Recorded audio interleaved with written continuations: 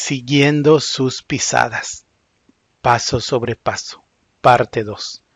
Hechos 9, 36 al 42. Recordemos que Pedro realizaba el primer viaje con fin ministerial y no evangelístico de la historia de la iglesia. Pedro caminaba siguiendo las pisadas del Señor.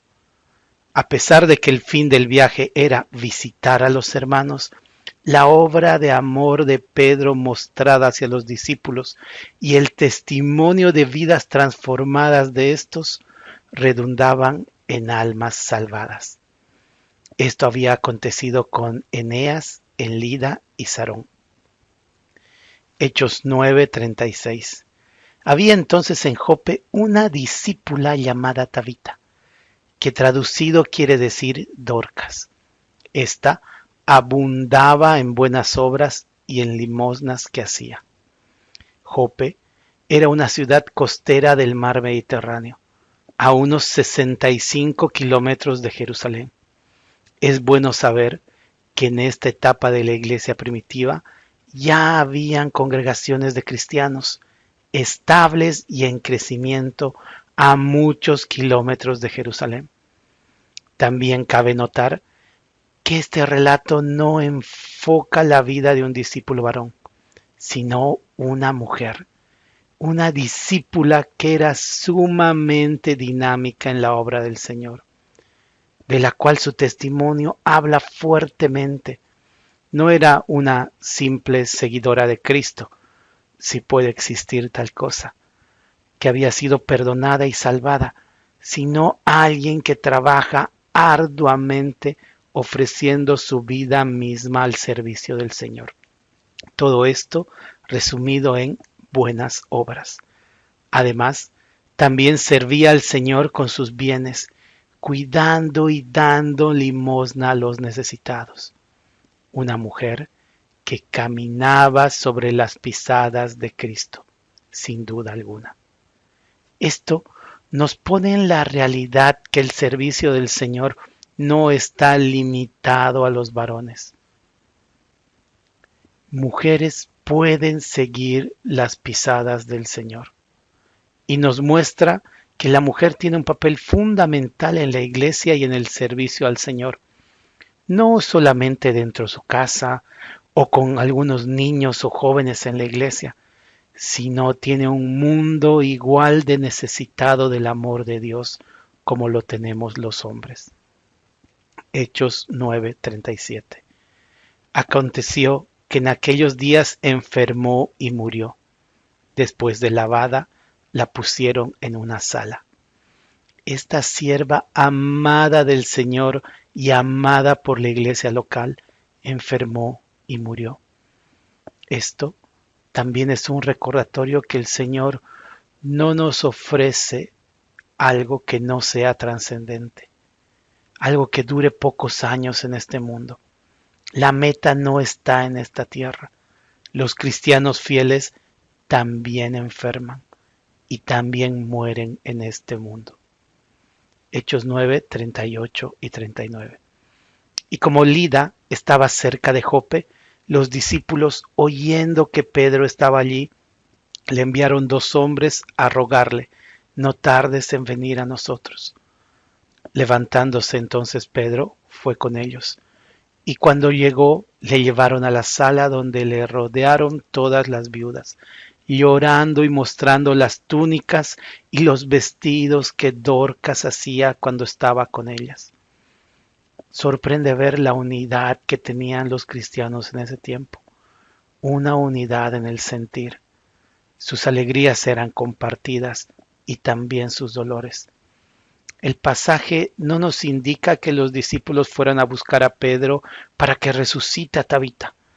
Más bien, pareciera que lo buscaban para compartir su dolor. Pedro, atento a esta situación, no deja pasar tiempo. Se levantó y fue a visitar a los hermanos. Después de todo, el fin de su viaje era compartir y animar con los cristianos. Y no hay mejor momento para estar al lado de un hermano que cuando está pasando su momento más triste. Estos versículos nuevamente muestran el amor que tenía la iglesia hacia Dorcas y el trabajo que ella realizaba. Ahora pregúntate, si mañana te toca partir a la presencia del Señor, ¿formaste lazos con la iglesia local para que ellos se duelan de tu partida? ¿Habrá hermanos que viajen para poder acompañar a tus allegados en su dolor? ¿Habrás dejado obras las cuales se puedan mostrar aun cuando no estés presente? ¿Estás dejando un legado? Por todo esto, vemos que el testimonio de Dorcas era mucho más trascendente de lo que se puede contar en unos pocos versículos. Ella vivía la vida cristiana tal como el Señor espera que la vivamos nosotros, dentro de una iglesia local, trabajando puertas adentro y puertas afuera. Hechos 9, 40 y 41. Entonces, sacando a todos, Pedro se puso de rodillas y oró. Y volviéndose al cuerpo dijo, Tabita, levántate.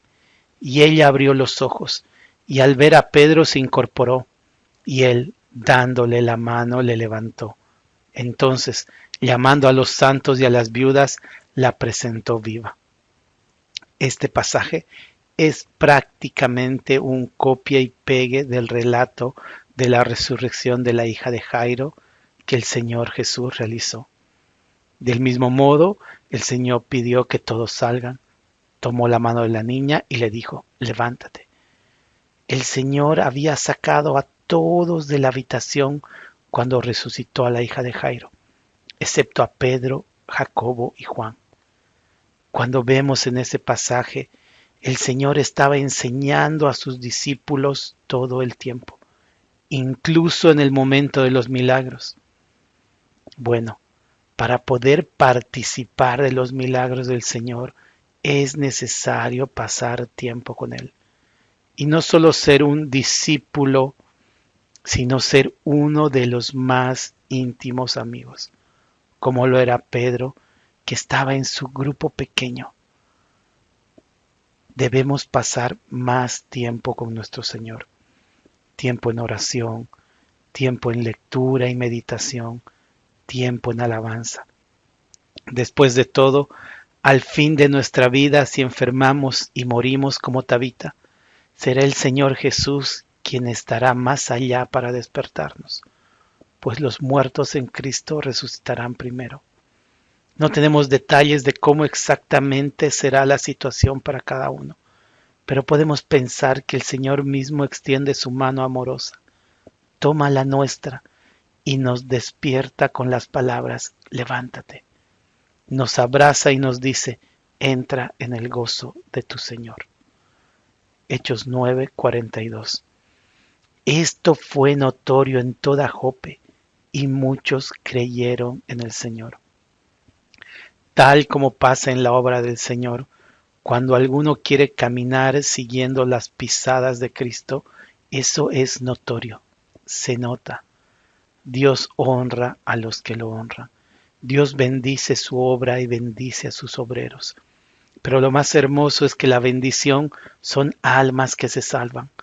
La consecuencia de nuestra obediencia a Dios hace que almas se salven.